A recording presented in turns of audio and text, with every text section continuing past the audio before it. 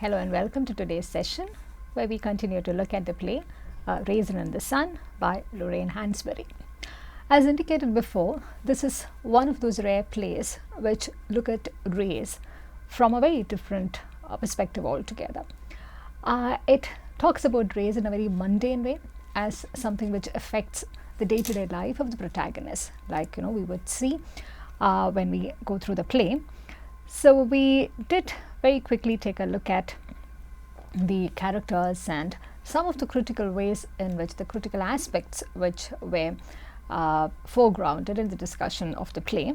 So this is about the younger family and how they are thinking of moving to an area, to a neighborhood which is predominantly white in nature. So the entire storyline is built around that.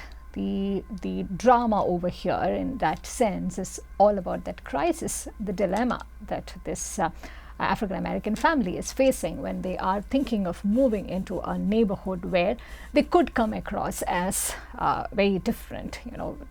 There's this fear, this anxiety that they might not blend in, and all these dilemma. The plot progresses through that. So when the play begins, we are introduced to the younger family who lives in poverty, and they're also living in a 2-bedroom apartment on the south side of Chicago. So the city becomes a character here, just like we have seen in the other plays too, in the other 20th century American plays too, where the city becomes a character. This rapid urbanization and the changing dynamics of the society becomes something which defines the way in which different characters behave at various points of time. So Walter is the protagonist of the family. He's also the main breadwinner of the family, and he's working as a chauffeur. And he is also, presented as someone who is pursuing the American dream. Yeah. So this is something that we noticed even when we were discussing the essay in the last session. So he's a very ambitious man, and he has got this.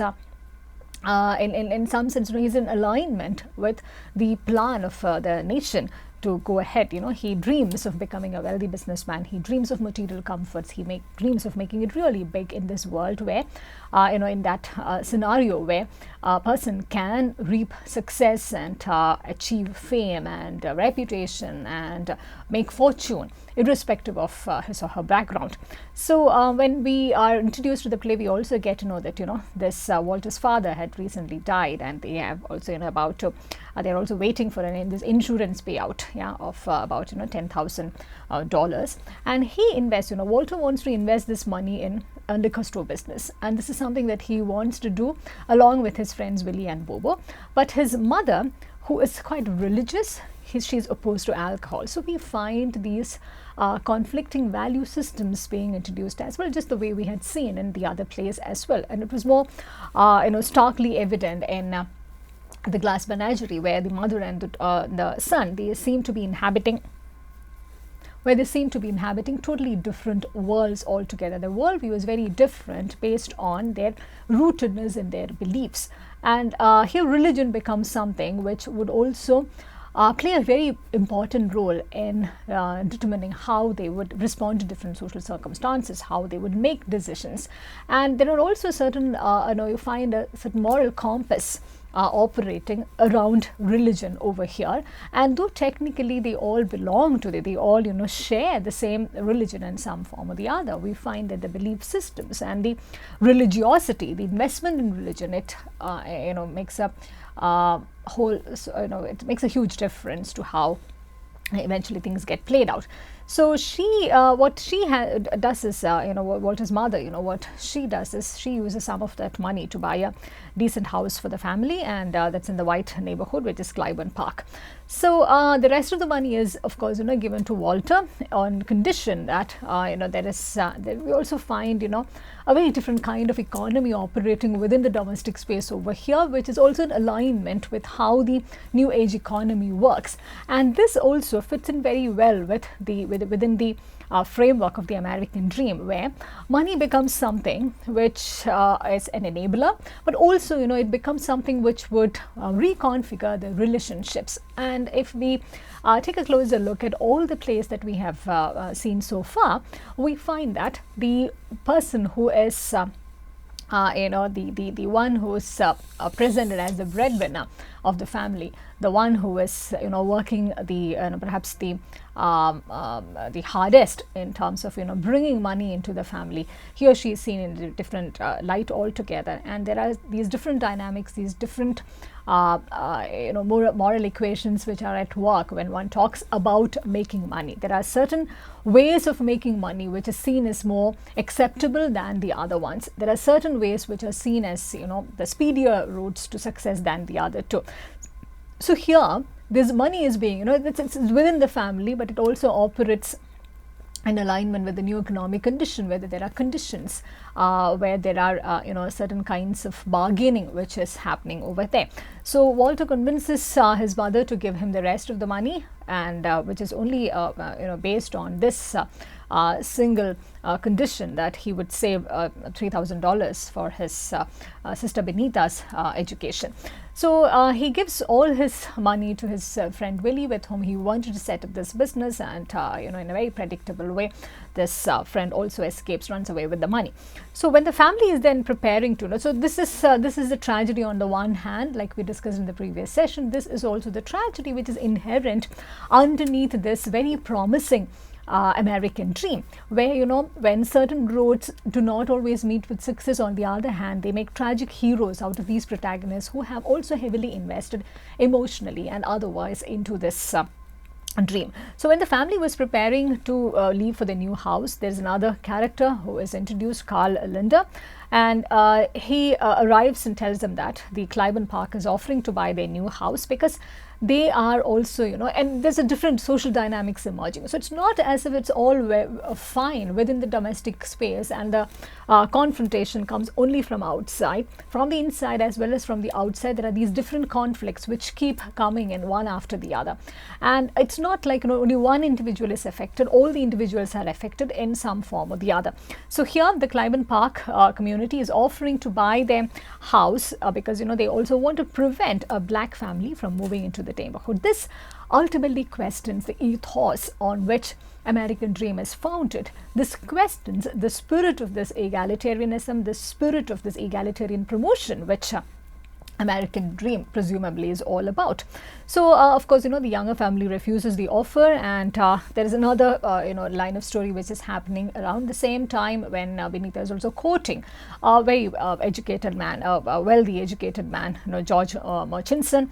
The younger family likes him, but Benita she's not very fond of him, because we also see right from the beginning that she's a very different kind of a character, just the way we notice in Glass Menagerie too.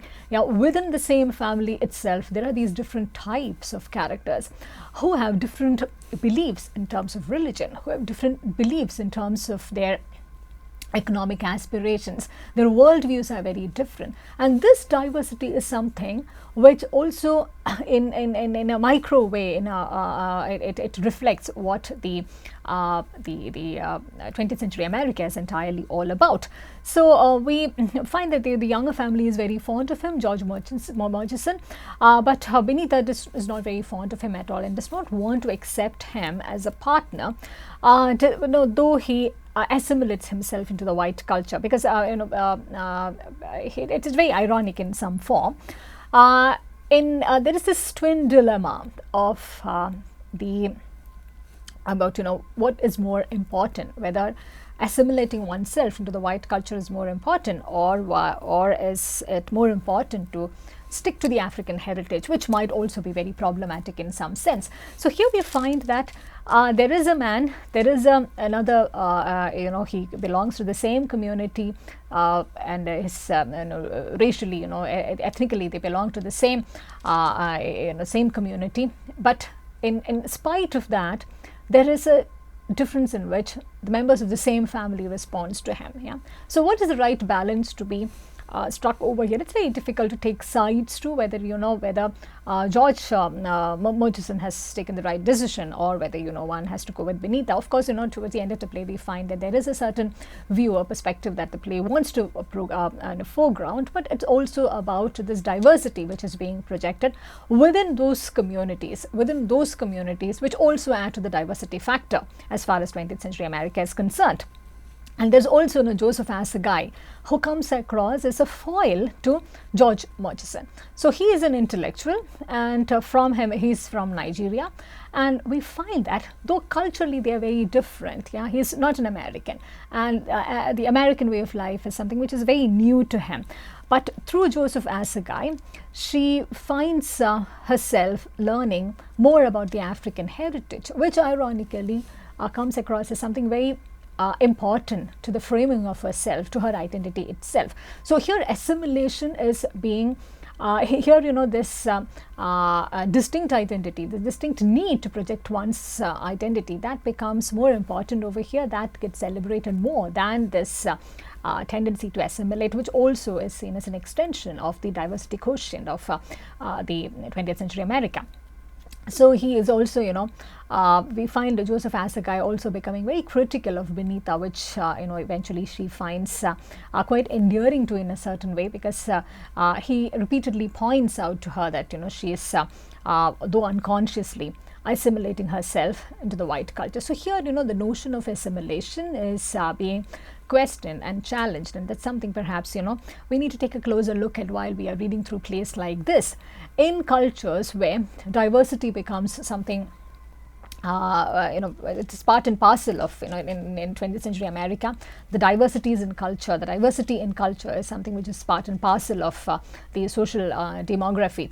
And we find different groups, different ethnic groups, different cultural groups, different religious groups, different nationalities, or working together in so many ways. So here, assimilation is being critiqued, and it's being given a closer critical look in the context of this play. So, for instance, when Benita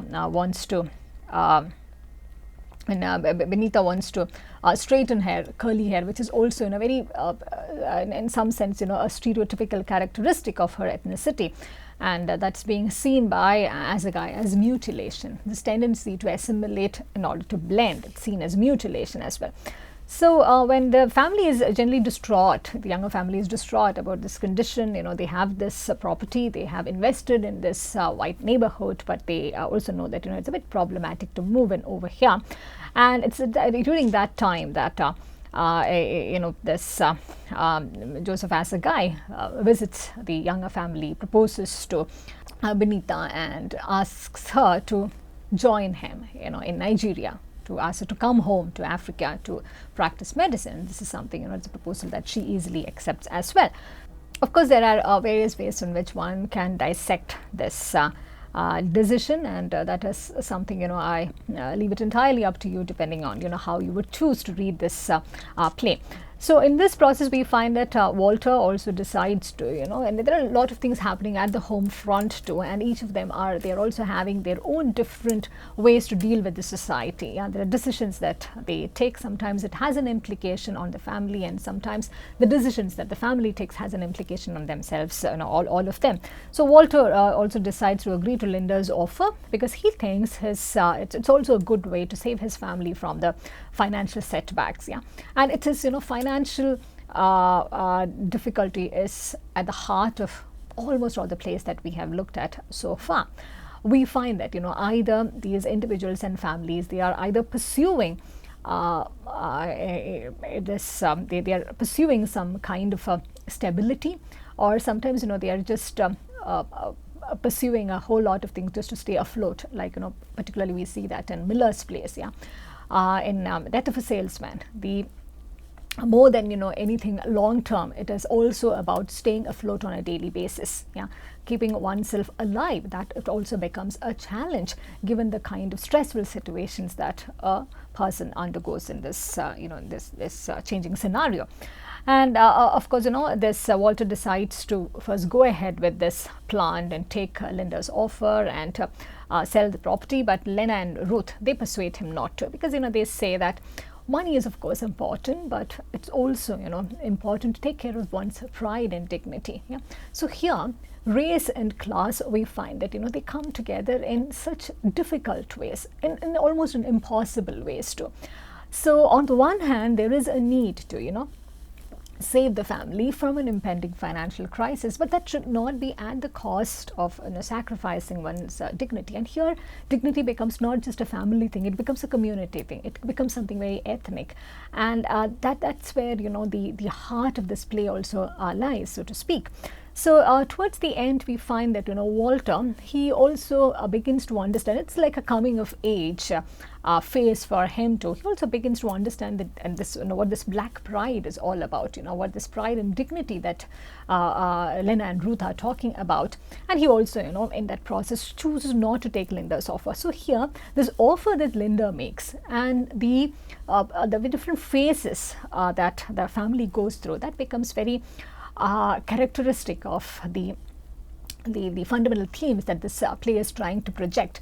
Because here, by initially accepting the offer and trying to go ahead with it, there's a certain statement, there's a certain mindset that Walter is showcasing. There's a statement that he is making, and now in rejecting that too, there's a very different kind of a statement that he is making. And the movement of the plot, it's also largely determined by that, and the pride and the dignity which gets restored over there in that refusal, though it means maybe more difficult times which are there waiting for the family, but it's still there is a sense of closure in terms of accepting who he is, and in this refusal to succumb to the kind of pressures which Linda or the neighborhood would bring about.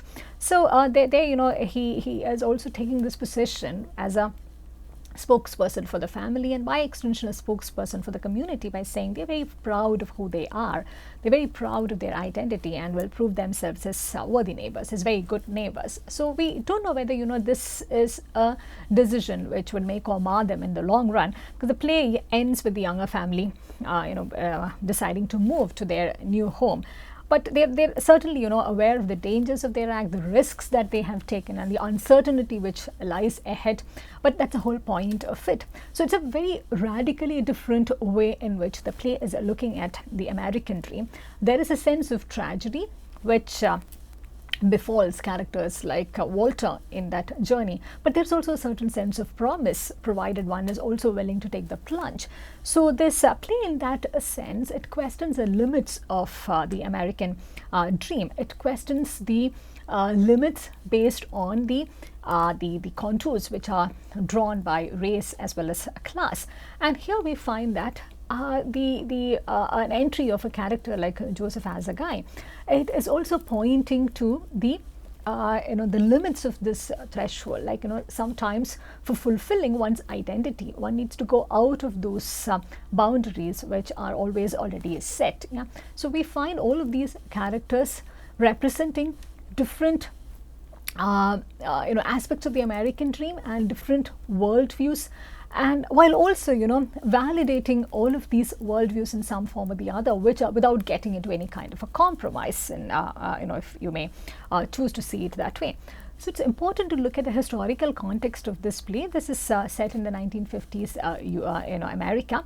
So politically and socially, America, as we have noticed before, continues to be a very conservative society even in the 50s. So this idea of the American dream, as we have noticed before, it's something which is becoming very popular among the masses across classes, and here we find across different ethnic communities too. And there is also a way in which two kinds of mindsets are emerging, where people are being assessed based on their financial security and the material possessions, and two kinds of communities emerge depending on how they choose to look at American dream, how they choose to engage with the American dream. And this is something which becomes very influential in terms of the culture as well as the counterculture that begins to emerge in America during this time. So if you look at a few other things which were happening around the same time in the 1950s and early 60s, we find this is the time when the civil rights movement gains a lot of momentum. The African Americans, along with, and of course a lot of other like-minded whites, they are fighting for ending legalized racial discrimination. So this play also is performed at very critical time in American history, where historically the nation is trying to get past these sort of discriminations. Yeah? So there's also, there is a momentum which makes which is against disenfranchisement. Yeah, that is, and also about racial segregation. We find a lot of micro as well as macro movements operating. We find a lot of individuals who are reclaiming their identity, and assimilation, as mentioned earlier, is beginning to be seen as something that could be also seen as a threat to the heritage, the native heritage that one should perhaps display with a lot of pride and with a lot of dignity. So while this play is entirely about one family and about the decisions that one or two individuals make, it's largely a statement about the alternate possibilities that could be held out when a person from a different class or from a different race is engaging in this, is participating in this race, constituted by the American dream. So 1954 also witnessed this case where Brown versus Board of Education case, where the National Association for Advancement of Colored People, they filed 5 cases against the unequal status, especially in those law enforced segregated school system of United States. So we find a lot of legal movements, a lot of social movements, a lot of cultural movements, counterculture movements, happening around this time, fighting for this, to bring legalized racial discrimination to an end. Until that point of time, it's also important to note that the black students and the white students were taught separately in public schools. It was also something which was imposed and legitimized and validated in purely legal terms, because it was as per the legal doctrine which advocated separate but equal. So there is a lot of momentum that these movements gain around this time, and what the NAACP does is to file a case against the enforcement of this doctrine in schools. So here we find that this play has a lot of historical significance over here, when it is also trying to address how individuals and families would respond to these historical movements, how they should also try and capitalize, try and mobilize themselves as individuals and as families to take the plunge and do things which were seen as perhaps completely unthinkable in the previous decades. So as a result of this Brown versus Board of Education case, which became quite famous in the 1950s, 1954 to be precise, the Supreme Court also gives a ruling that that the public schools cannot segregate by race. That is prevented almost forever by treating that as entirely unconstitutional. So this thing about the legal doctrine, which in some form permitted this separate but equal dictum, that completely falls flat, and this is certainly a historical verdict which brings an end to at least some forms of legalized, legitimized kind of social discrimination. And the other very famous instance is something most of you might be familiar with, which happened in the 1950s, again mid-1950s, particularly end of 1955, and which went on throughout till the next year, 1956, the Rosa Parks incident and the bus boycott in Montgomery. So on 1955, 1st of December, Rosa Parks was the secretary of NAACP. She refused to give up her seat to a white passenger, because that was the practice, that was the accepted practice, that was the accepted legal practice during that time, that if a black person is traveling and if a white person is also there, the black person is supposed to give up the seat, for to give preference to the white person.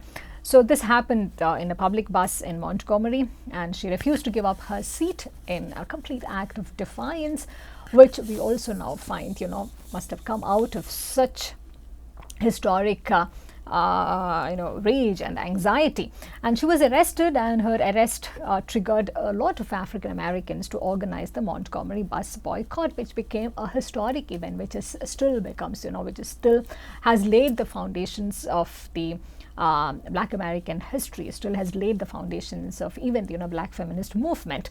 They also demanded bus systems that African Americans in that momentum also demanded for a system where all passengers would be treated equally. So we find this change coming about in different institutions, in school, in public transport systems. So it's just natural that the play responds to this historic moment by bringing in a decision that a Black American family is an African American family, the decision that the family takes to move into a predominantly white neighborhood.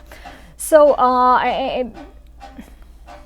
as a result of the Montgomery bus boycott, we find that by the end of 1956, the Supreme Court orders Alabama to desegregate its buses.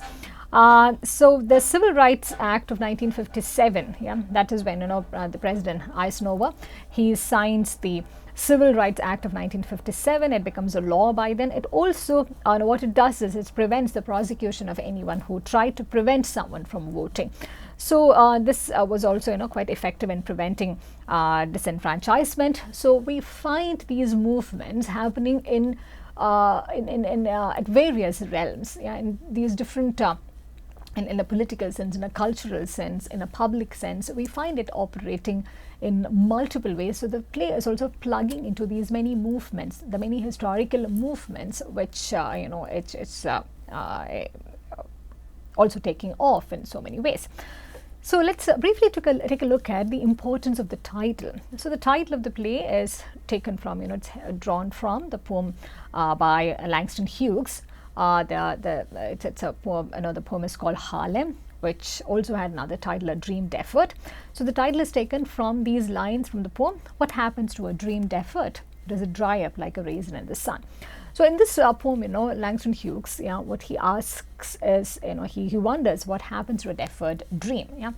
And this notion of the dream is also resonating heavily on the American dream, as you would know. So in the poem, Langston Hughes wonders what happens to a deferred dream, and he is thinking about whether it will dry up like a raisin in the sun, or whether that dream, the deferred dream, would explode. So you do find the volatile way in which dreams are being talked about over here. It is not something which is entirely the way in which dream gets talked about over here. It's quite outside the boundaries and parameters defined by the American dream. So the poem, coming back to what Langston Hughes was writing about, the poem talks about the hopelessness experienced by the African American community, and this is in stark contrast to how the American dream was getting projected as this a one-stop solution to all kinds of challenges and dilemmas of the 20th century.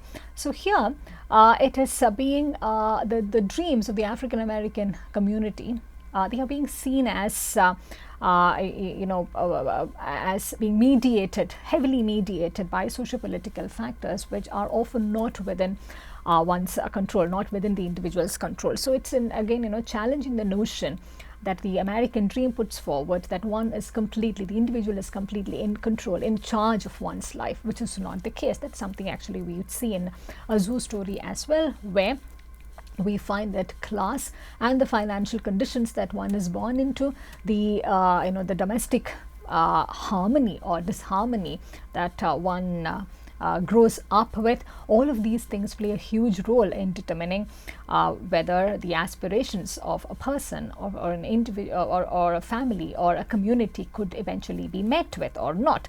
So this is the idea which forms the central theme of the play about what happens to deferred dreams. And here the African American community, and particularly the younger family, is presented as a prototype of what would happen, with the dreams that each individual has, the dream of Walter, the dream of Benita, and these dilemma that the mother faces, and the kind of hope and promise which is held out by the white community on the one hand, and also by with the lifestyle that Benita eventually chooses by going back home, quote unquote home, going back home to her cultural roots, to where she actually belongs. That's how she chooses to see it. So this is something that forms a central theme of the play, and here there are no right or wrong answers, as we would see. It's all about how one chooses to look at it, and it also depends on the kind of decisions that each individual takes. So it portrays how the dreams of an African American family, and how the dreams of its individual members, how it's interfered, it's mediated heavily by the socio-political climate of the 1950s US. And here we also find that unless there are these interventions, public interventions, cultural interventions, and more importantly, political interventions, legal interventions, unless such interventions are there, not much could be done. Otherwise, it's a dream which would meet with a dead end.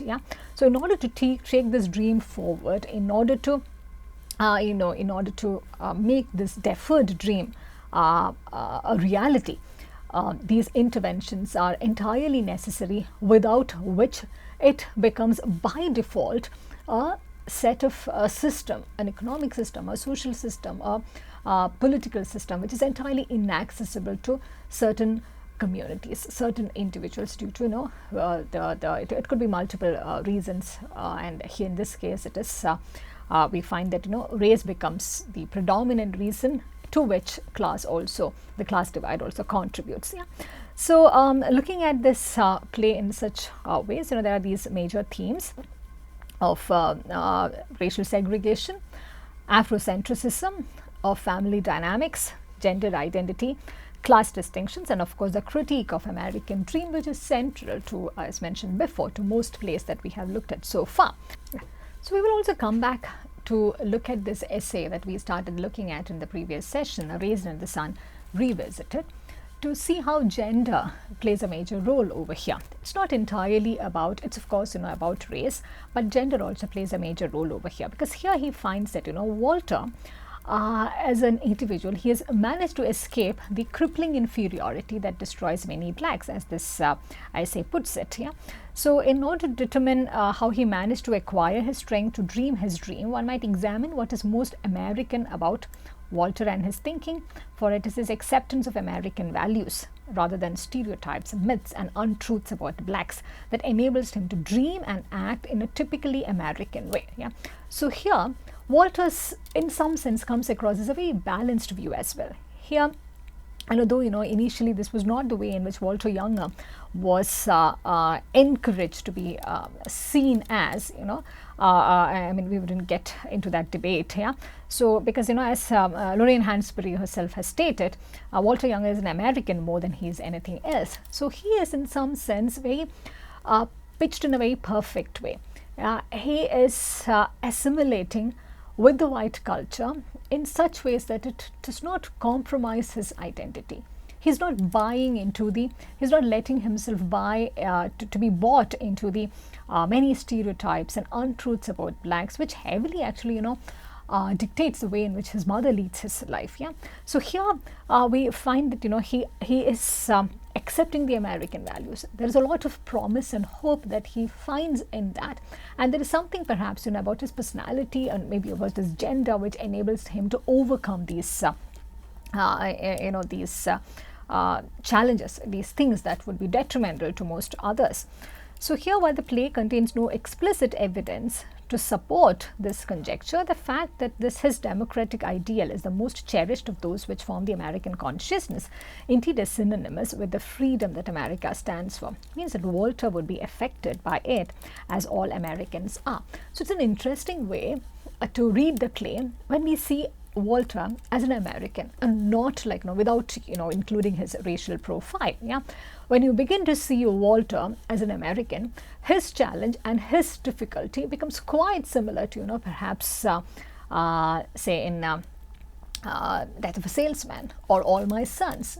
It's just that there is certain the ethnicity becomes something, the African American identity of course becomes something that accentuates it, but a lot of things become a bit uncomplicated, if we may say. It becomes a lot of things becomes quite uncomplicated, when we begin to look at Walter as just another American. So this is how Walter comes across in the first half of the play, where even when Carl Linner is trying to bribe his family in order to keep them out of their white neighborhood, it has not much of an effect on his dream or his plans. And then he also makes his conscious decision later on to accept this identity, to invest himself more heavily emotionally into this identity. And perhaps the other thing is that Walter, there's much that he draws from, though inadvertently, the fact that he's male. Yeah, so Lena Younger's worldview and the range of the possibilities that even the 20th century America offers to her, it's restricted by her identity, by her gender identity. But for Walter, just by virtue of being male, there are a lot of more spaces which he can access, so many more spaces that he can inhabit, so many more ways in which he can legitimize his existence. And there is also this belief that his another source of strength is in his belief that he as an individual is capable of achieving what any other American has achieved.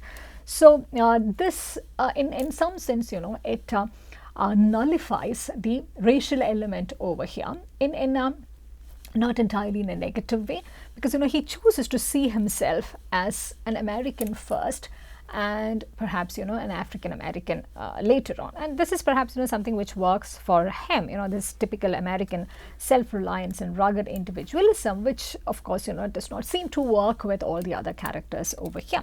So for instance, in the end of Act 2, in scene 2, he describes himself as a giant surrounded by ants who can't even understand what it is the giant is talking about. Yeah, here he finds himself a misfit in both the worlds in some sense. Yeah, perhaps more of a misfit among the likes of his mother, who is bogged down entirely by this inferiority through which they have lived. Yeah.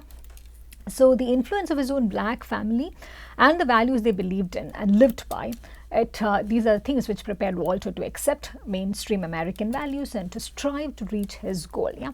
So what comes across is very positive, very enabling in this play is the fact that while the American dream, while the immense possibility of the American dream and what it holds out is being critiqued, it is also showcasing that it is the American dream, which is, it is the possibility of this that is helping characters like Walter to survive and later thrive. Yeah.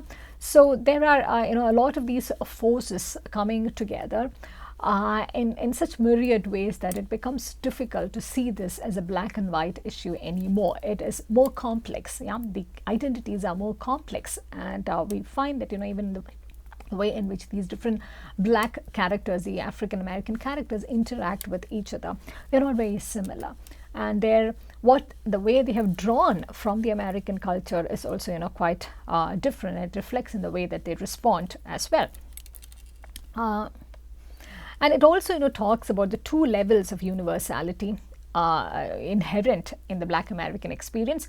The dreams, hopes and fears of the Younger family are universal reflections of those shared by people of all races over the world. Yeah? And these are universally American aspirations. And this is the generic quality about this play, which makes it enduring across different even after all these decades, because it is also about there is a universal quality over here where the African American identity becomes symbolic of these many marginalized individuals, the many marginalized communities who are trying to fit in. Yeah, there's no one way of making it work. Walter is clearly very different from Benita. Lena Younger is very different from her kids, and Joseph Asagai comes across he's also introduced as a kind of a savior who thinks very differently and offers a different kind of a solution. But we find that this play, just like 20th century America, there is a variety of these solutions which could be played around here. So here, what plays like these are doing is offering this possibility of critique, offering it says helping us see the layered nature of the American society during the 1950s and 60s, and to dig deeper into it to see the alternate possibilities, the alternate histories, and the alternate identities and memories which are emerging. Yeah. So we would begin to wrap up by just highlighting this aspect about the family influences. Yeah? So there are two kinds of family influences which this play talks about, and these two kinds of influences also deliver two different kinds of results. So first, the love the Walter received from his parents during his childhood, that was primarily responsible for making him into a helping him to grow into a person with a strong sense of self-esteem. Yeah, and while his mother continues to feel a bit apprehensive about this, there's absolutely no doubt of the fact that this is something that he learned and imbibed from his family, and this is what enabled him to fully accept the American values and what gave him the confidence to pursue this dream. And secondly, there's also this example of courage and dignity invested in his parents' valiant struggle to overcome adversity, to provide for their children, and to teach them to be better than ordinary. And this is something which resulted in his love of his this race towards this American dream, and also in the pride in his heritage. So both of these things need not necessarily be divorced from one another. And we find that it operates very differently, perhaps in Joseph Azagai, who's Nigerian, and in Benita, who finds herself a bit a misfit in some form. But in Walter, we find that there is a possibility of both of these existing together in almost simultaneous ways as well. So the stronger of these influences is this notion of the self-esteem which came from his mother. Yeah, and we find that there's a lot of similarity between Lena Younger and Walter Younger. And this, in some sense, we can also notice a slight difference over here compared to the other plays where the father-son relation is more celebrated, more foregrounded. And here it's a mother-son relation, just like Glass Menagerie, though in a slightly different way altogether. So just what in Lena's own words, Lord, ever since I was a little girl, I always remember people saying, Lena Eggleston, you aims too high all the time. You need to slow down and see life a little more like it is. Just slow down some. That's what they always used to say down home, Lord, that Lena Eggleston is a high-minded thing. Walter's father also played a meaningful role in his life, as seen in Lena's statement. He always wanted him to have something, be something. That's where brother gets all these notions. Yeah. So here, we will wrap up with this, by foregrounding this aspect that, there are a lot of similarities that we can find over here in these aspirations that parents have for children. That's also something which defines perhaps the late 40s, 50s and 60s of in the American society, where there are a lot of aspirations, high hopes with which ambitions with which families look at children. They are also meant to fulfill certain things. The parents are also dreaming for the children, and there is this burden of ambition which could operate in either way.